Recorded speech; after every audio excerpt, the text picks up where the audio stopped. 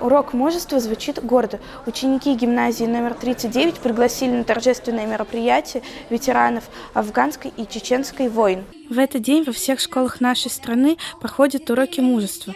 Правда, это мероприятие больше напоминает концерт, но нет.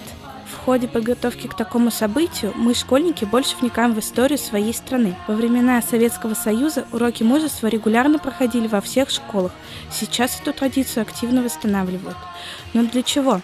Актуально ли это в современных реалиях? Урок мужества – это урок любви к родине и то, что ее нужно защищать, и ставить выше своих любых интересов. И иногда то, что она, это важный, аспект жизни любого мужчины, и он обязан ее защищать.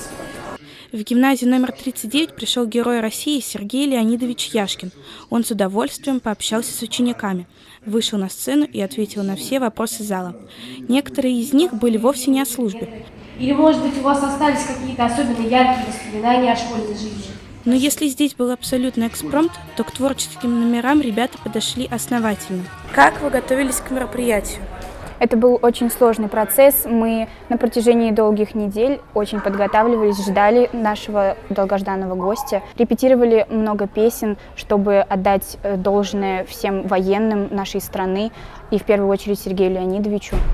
В завершении мероприятия юноармейцы исполнили свой гимн «Служить России». В гимназии номер 39 очень сильно это движение, и почти каждое мероприятие, связанное с историей, со страной, с патриотизмом, не обходится без этого песенного флешмоба, так что подпевали все.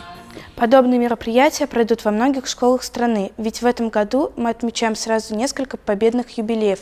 Полина Миклашевская, Розалия Тукаева специально для «Горы новостей».